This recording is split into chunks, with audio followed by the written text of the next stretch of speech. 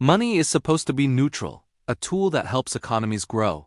So here's the puzzle. If money creation is meant to help entire nations, why does it consistently make a small group richer, while countries themselves compete to borrow more, sink deeper into debt, and call it success?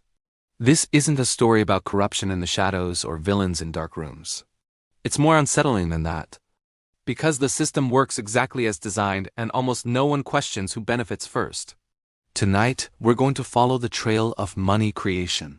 From its origins to its rise, to the moment it quietly broke reality, and why every attempted fix only made insiders stronger while nations raced each other to owe more. Stay with me because the answer only becomes clear at the very end. For most of human history, money was constrained. Silver. If a king wanted to spend more, he had to tax more or debase the coin, which people noticed quickly. It forced governments to make trade-offs. Social programs had limits. Power was checked by scarcity. By the late 17th century, something revolutionary emerged: central banking. The Bank of England, founded in 1694, introduced a powerful idea. Governments could borrow from institutions that created credit, not just stored money. Money didn't need to exist first. It could be promised into existence. At first, this system looked like progress. Credit smoothed trade. Growth accelerated. Everyone benefited. But the rules of who touched the money first were quietly being written. Here's the core mechanic most people never learn. New money always enters the system through specific channels: banks, financial institutions, governments, and large asset holders. Those closest to money creation spend it before prices rise. Those farthest away receive it after inflation has already eaten its value. Cause and effect. Banks lend as wages lagged. This wasn't obvious at first. But after World War II, the system scaled globally. Under Bretton Woods, the dollar became the world's reserve currency. Money became entirely elastic. Money creation no longer had a hard stop. Debt stopped being a temporary tool and became a permanent feature. Governments learned something dangerous. Deficits were no longer emergencies, they were policies.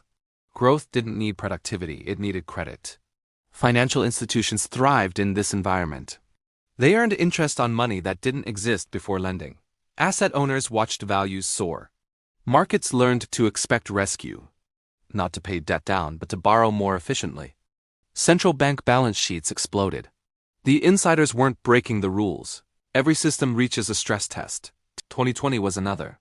Create more money. Expand balance sheets. Asset markets recovered first. Cost of living rose. The breaking point wasn't collapse. Extraordinary measures became permanent. And nations that tried restraint fell behind those that borrowed aggressively. Debt became a competitive advantage until it didn't. Supply chains. But the cause and effect trail leads back to money expansion. Those living paycheck to paycheck absorb it last and hardest. Meanwhile, insiders pivot. They pass costs forward. Can't stop borrowing without triggering recession or political fallout. So they compete. Rate hikes, regulatory reforms. Because the structure rewards proximity to money creation and punishes distance from it. No policy reverses debt dependence. The system isn't broken.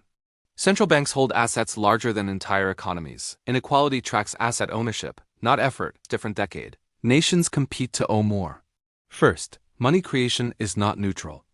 Second, debt is no longer a problem to solve, it's the system's fuel. Third, the biggest risk isn't collapse, it's permanent distortion. Final thought plus CTA. It's who absorbs the cost when it does. If you want to understand how money really works, not how it explains, subscribe.